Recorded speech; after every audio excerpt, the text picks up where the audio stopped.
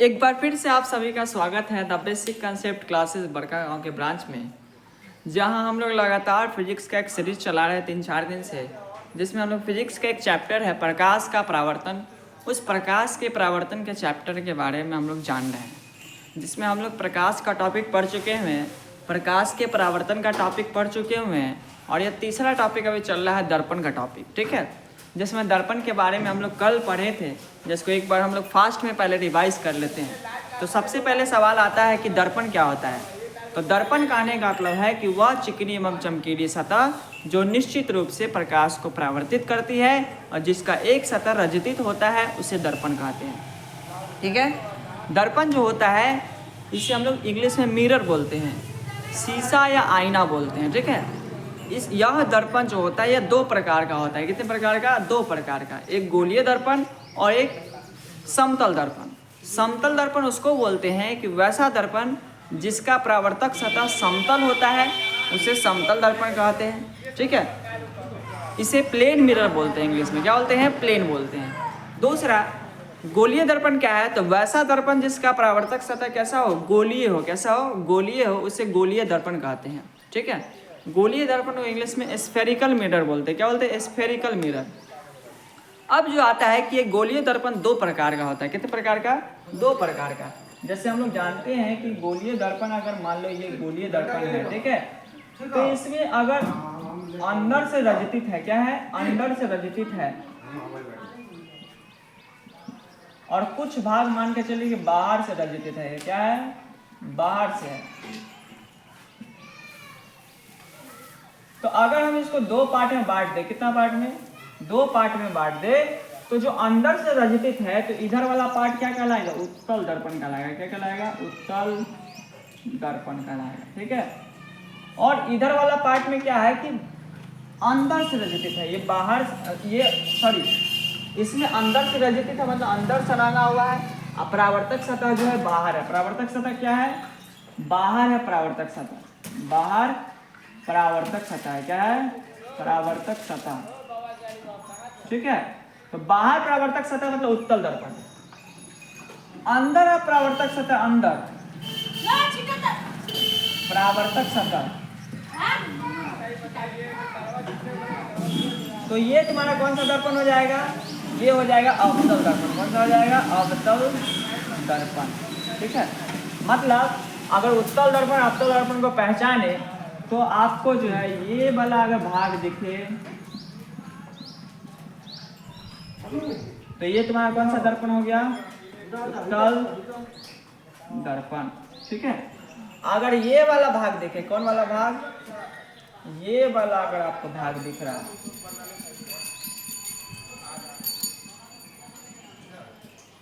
तो ये तुम्हारा कौन सा दर्पण कहलाएगा? अवतल दर्पण। कौन सा? अवतल दर्पण कहलाएगा। तो कहने का मतलब है कि गोलीय दर्पण जो होता है वो दो प्रकार का होता है, एक उत्तल दर्पण होता है, एक अवतल दर्पण होता है। उत्तल दर्पण क्या है? तो वैसा दर्पण जिसका परावर्तक सतह उभरा हो। उत्तल का मतलब क्या हो? उभरा हो। ये देखो, ये परावर्तक सतह उभरा है, मतलब इधर से प्रकाश आके परावर्तन करेगा, इधर से प्रकाश आके क्या करेगा? परावर्तन करेगा। तो वैसा दर्पण जिसका परावर्तक सतह क्या हो? उभरा हो, उसे उत्तल दर्पण कहते हैं। इसमें एक लाइन और जोड़ देते हैं कि वैसा दर्पण जिसका परावर्तक सतह उभरा हो और केंद्र से विपरीत हो। जैसे ये अगर इसका केंद्र है, तो दर्पण का जो परावर्तक सतह क्या है? केंद्र के विपरीत है। क्या है? केंद्र के विपरीत है। तो वैसा दर्पण जिसका परावर्तक सतह उभरा हो और केंद्र के क्या हो? विपरीत हो, उसे क्या कहेंगे? उत्तल दर्पण कहेंगे। ठीक है, उत्तल दर्पण को जो है हम लोग क्या बोलते हैं? अपसारी दर्पण बोलते हैं। क्या बोलते हैं? अपसारी दर्पण बोलते हैं। क्या बोलते हैं? अपसारी दर्पण। ठीक है, इंग्लिश में इसको कॉन्वेक्स मिरर बोलते हैं। क्या बोलते हैं? कॉन्वेक्स मिरर बोलते हैं। ठीक है, अगला सवाल आता है कि अवतल दर्पण क्या है? तो वैसा दर्पण जिसका परावर्तक सतह धंसा हुआ है। परावर्तक सतह में यहाँ से आके प्रकाश परावर्तन करेगा। ठीक है, तो परावर्तक सतह क्या है? धंसा हुआ है और केंद्र की ओर है। जैसे अगर ये गोलीय दर्पण का भाग है, तो इसका केंद्र जो है ये है, तो ये परावर्तक सतह किसकी ओर है? केंद्र की ओर है। तो वैसा दर्पण जिसका परावर्तक सतह धंसा हो और केंद्र की ओर हो उसे अवतल दर्पण कहेंगे। क्या कहेंगे? अवतल दर्पण। अवतल दर्पण को हम लोग अभिसारी दर्पण बोलते हैं। क्या बोलते हैं? अभिसारी दर्पण कहते हैं। ठीक है। अवतल दर्पण को इंग्लिश में बोलते हैं concave, concave mirror, concave mirror. जैसे इसमें कंफ्यूजन बहुत होता है, ठीक है, तो इसको आप याद रख सकते हैं एक ट्रिक से। ठीक है, अभी किसी लड़का का नाम होता है, जैसे अभी जो है ना, अभिषेक से अभी बना, तो कोई लड़का का नाम अभी है, तो अभी किसमें?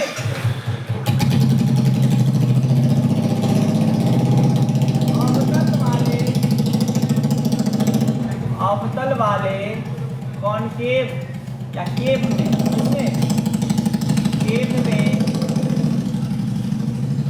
रहता है। अभी अवतल वाले केव में रहता है। इसको ट्रिक याद रखिएगा तो आपको पता चलेगा कि अवतल दर्पण जो होता है अभिसारी होता है, अवतल दर्पण इंग्लिश में कॉनकेव बोलते हैं। क्या बोलते हैं? कॉनकेव। लास्ट वाला लेटर अलग अलग रहता है, कॉन्वेक्स, कॉनकेव। तो कॉन्वेक्स हो गया तुम्हारा कौन सा? उत्तल दर्पण, जिसको अपसारी दर्पण बोलेंगे। ठीक है, इसी से बनता है क्या? Convergent mirror. क्या बोलते हैं इसको? अपसारी को बोलते हैं कन्वर्जेंट। क्या बोलते हैं?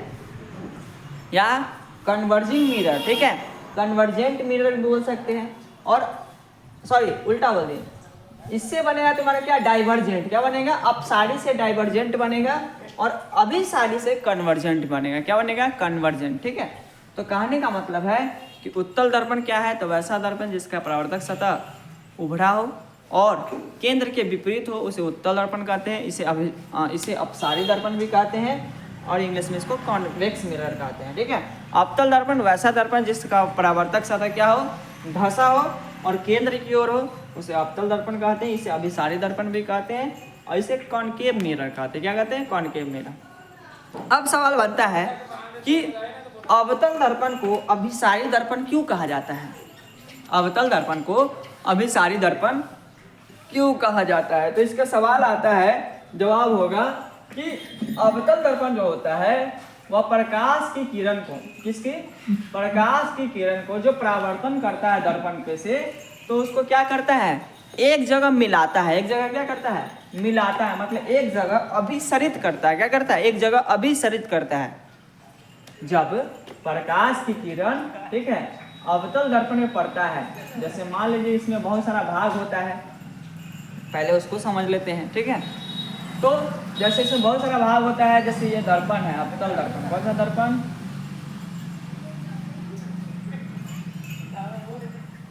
अवतल दर्पण है। तो इसमें जहां पे एक लंबी सीधी रेखा खींची जाती है, इसको बोलते हैं क्या? प्रधान अक्ष या मुख्य अक्ष। क्या बोलते हैं? प्रधान अक्ष या इसी को बोलते हैं मुख्य अक्ष। इंग्लिश बोलते हैं प्रिंसिपल एक्सिस, प्रिंसिपल एक्सिस। क्या बोलते हैं? प्रिंसिपल एक्सिस बोलते हैं। ठीक है, इसी को प्रधान अक्ष या क्या बोलते हैं? मुख्य अक्ष बोलते हैं। ठीक है, दूसरा, ये जो पॉइंट पे मिलता है प्रधान अक्ष, दर्पण के जिस पॉइंट पे मिलता है उसको बोलते हैं ध्रुव। क्या बोलते हैं? ध्रुव। इंग्लिश में इसको बोलते हैं पोल। क्या बोलते हैं? पोल। ठीक है, ये जो पॉइंट है जिसको एम और एम डैश से दिखाते हैं, इसको हम लोग बोलते हैं दर्पण का द्वारक। क्या बोलते हैं? दर्पण का, ये वाले भाग को बोलते हैं दर्पण का द्वारक। इतना से लेकर इतना तक क्या है? दर्पण का द्वारक। मतलब अगर इधर से प्रकाश आएगा तो परावर्तन नहीं करेगा, इधर से प्रकाश आएगा तो नहीं करेगा, लेकिन इस पे अगर आएगा तो प्रकाश परावर्तन करेगा। इसीलिए इतना से इतना तक क्या हो गया? दर्पण का द्वारक। ठीक है, दर्पण का क्या होगा? द्वारक होगा। ठीक है, अगला, ध्रुव के बाद जो है सब, इसका जो केंद्र होता है, इस गोलीय दर्पण का जो केंद्र होता है, इस केंद्र को बोलते हैं हम लोग क्या? वक्रता केंद्र। क्या बोलते हैं? वक्रता केंद्र। ठीक है, और वक्रता केंद्र और ध्रुव का बीच का सबसे बीच का मतलब वक्रता केंद्र का आधा, जैसे वक्रता केंद्र जिस पॉइंट पे है, जिस पॉइंट पे ध्रुव है, उसके सबसे बीच का केंद्र को हम लोग बोलते हैं फोकस या मुख्य फोकस। क्या बोलते हैं? फोकस या मुख्य फोकस बोलते हैं। क्या बोलते हैं? मुख्य फोकस। ठीक है, तो इतना सारा पॉइंट इसमें जानना है। इसमें 2 पॉइंट और है कि ध्रुव और फोकस के बीच की दूरी को, ध्रुव और फोकस के बीच की दूरी को क्या बोलते हैं? फोकस दूरी बोलते हैं। क्या बोलते हैं? या फोकसांतर। क्या बोलते हैं? फोकसांतर, या इसी को बोलते हैं फोकस दूरी। क्या बोलते हैं? फोकस दूरी। ठीक है, दूसरा पॉइंट आता है कि ध्रुव और वक्रता केंद्र के बीच की दूरी को हम लोग बोलते हैं क्या? वक्रता त्रिज्या। क्या बोलते हैं? वक्रता त्रिज्या। इसी को आर से दिखाते हैं, स्मॉल आर से। किससे?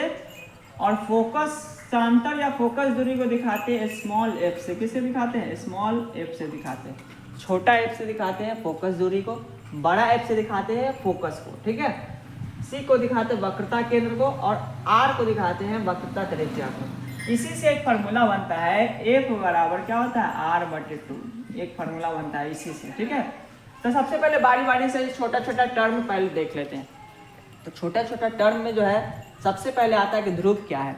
तो ध्रुव कहने का मतलब है कि वह बिंदु, दर्पण की सतह पर स्थित वह बिंदु जहां से फोकस दूरी जो है गुजरती है, फोकस या कह सकते हैं कि जिससे जो है प्रधान अक्ष खींचा जाता है। प्रधान अक्ष क्या किया जाता है? खींचा जाता है। उस बिंदु को क्या बोलते हैं? दर्पण का ध्रुव बोलते हैं। क्या बोलते हैं? दर्पण का ध्रुव बोलते हैं। ठीक है, दूसरा फोकस क्या है? तो फोकस कहने का मतलब, उसके बाद होगा तुम्हारा क्या? प्रधान अक्ष क्या है? तो प्रधान अक्ष कहने का मतलब है कि दर्पण के बीचों बीच, दर्पण के बीचों बीच एक सीधी रेखा खींची जाती है, ध्रुव पर एक सीधी रेखा खींची जाती है। ठीक है, जिसे हम लोग क्या कहते हैं? प्रधान अक्ष या मुख्य अक्ष कहते हैं। प्रधान अक्ष क्या कहते हैं? मुख्य अक्ष कहते हैं। दर्पण के बीचों बीच ध्रुव से एक सीधी रेखा खींची जाती है, एक सीधी रेखा खींची जाती है, जिसे हम लोग क्या कहते हैं? प्रधान अक्ष या मुख्य अक्ष कहते हैं। ठीक है, अगला तीसरा सवाल बनता है कि वक्रता केंद्र क्या है?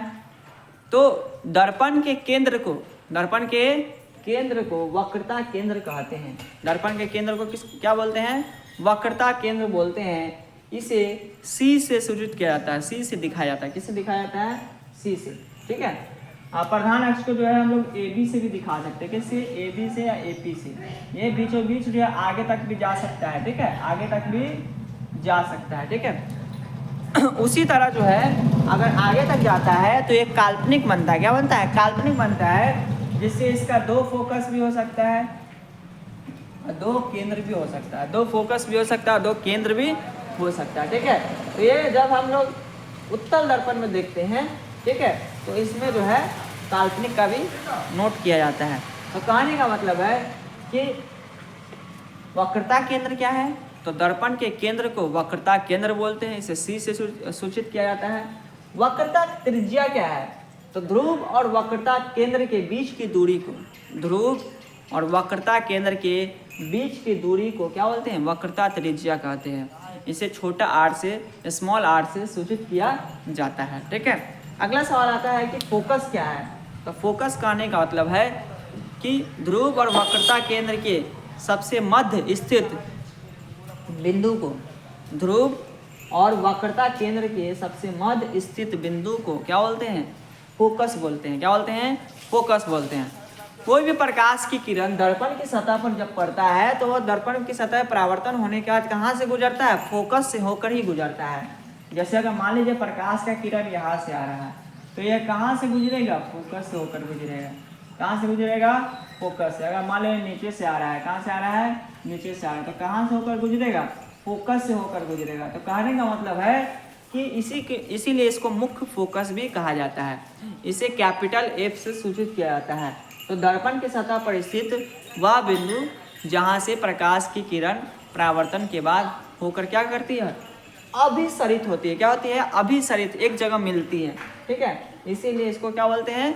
मुख्य फोकस या फोकस बोलते हैं। तो इसका दो परिभाषा हो सकता है। पहला क्या कि दर्पण की सतह पर, दर्पण की सतह नहीं, प्रधान अक्ष पे स्थित वह बिंदु जो ध्रुव और वक्रता केंद्र की क्या होती है? मध्य होती है। ध्रुव और वक्रता केंद्र के बीच होती है, उसे क्या कहते हैं? फोकस या मुख्य फोकस कहते हैं। या इसका एक और परिभाषा क्या निकलेगा कि प्रधान अक्ष पे स्थित वह बिंदु जहाँ से कह सकते हैं कि किसी वस्तु से आ रहे प्रकाश की किरण परावर्तन होने के बाद जिस बिंदु पर अभिसरित होते हैं, जिस बिंदु पर अभिसरित होती है, उस बिंदु को बोलते हैं क्या?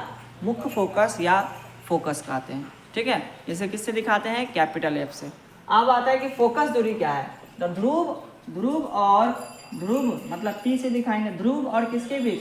फोकस के बीच की दूरी को फोकस दूरी कहते हैं, या इसी को फोकसांतर बोलते हैं। क्या बोलते हैं? फोकसांतर। इसे किससे दिखाया जाता है? स्मॉल एफ से दिखाया जाता है, ठीक है। अब अगला सवाल बनता है क्या कि अवतल दर्पण को जो है अभिसारी दर्पण क्यों कहा जाता है? तो अवतल दर्पण को अभिसारी दर्पण इसलिए कहा जाता है क्योंकि अभी हम लोग देखे हैं कि अलग अलग दिशा से प्रकाश आकर एक बिंदु पर क्या हो रहा है? मिल रहा है। एक बिंदु पर क्या हो रहा है? मिल रहा है। तो कहने का मतलब है कि अवतल दर्पण पर जो है जब प्रकाश की किरण पड़ती है तो वह जो है एक बिंदु पर मिलती है, अलग अलग दिशा से आकर क्या होती है? एक बिंदु पर मिलती है। इसीलिए इसे हम लोग क्या बोलते हैं? अवतल दर्पण को अभिसारी दर्पण कहते हैं, ठीक है। एक बिंदु पर क्या होती है? अभिसरित होती है, अभिसरित होती है, इसीलिए हम लोग इसको क्या बोलते हैं? अवतल दर्पण कहते हैं, ठीक है। अवतल दर्पण को अभिसारी दर्पण कहते हैं। अब आता है सवाल कि उत्तल दर्पण को अपसारी दर्पण क्यों कहा जाता है? तो उत्तल दर्पण मान लीजिए तुम्हारा उत्तल दर्पण अगर है नीचे वाला, ठीक है, उत्तल दर्पण है, तो इस पे क्या होता है कि प्रकाश की किरण जो है पड़ता है। जैसे उत्तल दर्पण है तो इस पे भी तुम्हारा क्या होगा? ध्रुव होगा, फोकस होगा, वक्रता केंद्र होगा, इस पे भी, ठीक है। और पीछे भी वही होगा। पीछे काल्पनिक रेखा से दिखाएंगे, किससे? काल्पनिक रेखा से। इस पे भी क्या होगा? फोकस होगा, और क्या होगा? वक्रता केंद्र होगा। तो कहने का मतलब है इसमें जो है प्रकाश की किरण अगर पड़ता है दर्पण पे, उत्तल दर्पण पे, तो ये क्या होता है? परावर्तन कर जाता है। क्या होता है? परावर्तन कर जाता है और अलग दिशा में चला जाता है। जैसे नीचे से पड़ा तो ये परावर्तन करके क्या हो गया? अलग दिशा में चला गया। लेकिन हम मान के चलते हैं, क्या मान के चलते हैं, ठीक है, कि यह पीछे कहीं जाकर जो है कहाँ मिल रहा है? फोकस पे मिल रहा है। कहाँ मिल रहा है? फोकस पे मिल रहा है, ठीक है। तो ये अलग दिशा में चला गया। जब उत्तल दर्पण पे जब प्रकाश की किरण पड़ती है तो वह परावर्तन होने के बाद जो है क्या हो जाती है? अपसरित हो जाती है। क्या हो जाती है? अपसरित हो जाती है, डाइवर्ट हो जाती है। तो इसीलिए हम इसको क्या बोलते हैं? क्या बोलते हैं? अपसारी दर्पण कहते हैं। तो उत्तल दर्पण पे जब किसी प्रकाश की किरण पड़ती है तो वह परावर्तन के बाद अपसरित हो जाती है। क्या हो जाती है? अपसरित हो जाती है, विभिन्न दिशा में फैल जाती है। इसीलिए इसे हम लोग क्या बोलते हैं? अपसारी दर्पण भी कहते हैं, ठीक है। तो आप लोग को क्लियर हुआ होगा कि उत्तल दर्पण को अपसारी दर्पण क्यों कहते हैं, अवतल दर्पण को अभिसारी दर्पण क्यों कहते हैं।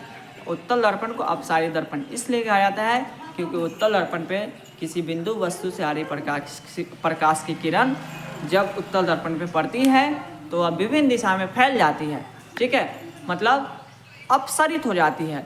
इसीलिए हम उसे क्या कहते हैं? अपसारी दर्पण कहते हैं। अवतल दर्पण को अभिसारी दर्पण क्यों कहते हैं? तो अवतल दर्पण पे किसी बिंदु वस्तु से आ रही प्रकाश की किरण पड़ती है अवतल दर्पण पे, तो परावर्तन होने के बाद जो है वह क्या होता है? एक बिंदु पर मिलता है। एक बिंदु पर क्या होता है? मिलता है, मतलब एक बिंदु पर अभिसरित होता है। इसीलिए हम उसे क्या कहते हैं? अभिसारी दर्पण कहते हैं, ठीक है। अब अगला सवाल, इसमें छोटा छोटा टर्म क्या था कि ध्रुव क्या है? तो दर्पण की सतह पर स्थित वह बिंदु जहाँ से क्या खींची जाती है? प्रधान अक्ष खींची जाती है, उसे ध्रुव कहते हैं। प्रधान अक्ष क्या है? तो दर्पण के बीचों बीच एक सीधी कौन सी? क्षितिज रेखा खींची जाती है। उस क्षितिज रेखा को हम लोग क्या बोलते हैं?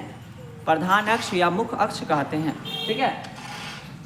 वक्रता केंद्र क्या है? तो प्रधान अक्ष पे स्थित वह केंद्र जो दर्पण का केंद्र होता है, तो दर्पण के केंद्र को हम लोग क्या बोलते हैं? वक्रता केंद्र बोलते हैं। वक्रता त्रिज्या क्या है? तो ध्रुव और वक्रता केंद्र के बीच की दूरी को वक्रता त्रिज्या कहते हैं, इसे स्मॉल r से दिखाते हैं। फोकस क्या है? तो दर्पण की सतह पर स्थित वह बिंदु जो प्रकाश के परावर्तन के बाद क्या होती के गुजरती है, एक जगह फोकस करती है, मतलब मिलती है, उसे हम लोग क्या कहते हैं? फोकस कहते हैं, मुख्य फोकस या फोकस कहते हैं।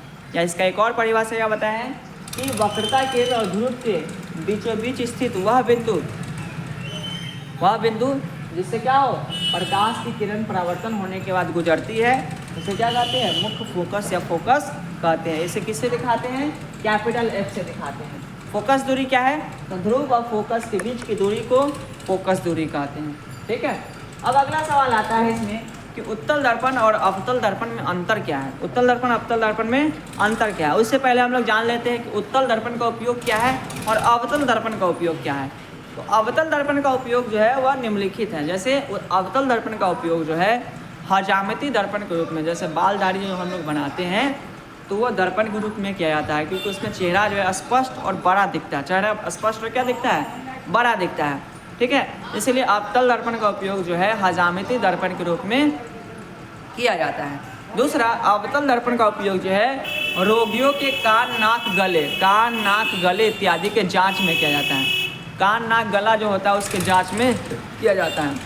अगला सवाल आता है कि अवतल दर्पण का उपयोग जो है कहाँ किया जाता है? तो अवतल दर्पण का उपयोग जो है सर्च लाइट में, ठीक है, गाड़ियों के अग्रदीप में, गाड़ियों के क्या अग्रदीप में, ठीक है, टॉर्च में, ठीक है, सोलर कुकर में, इसमें अवतल दर्पण का उपयोग किया जाता है।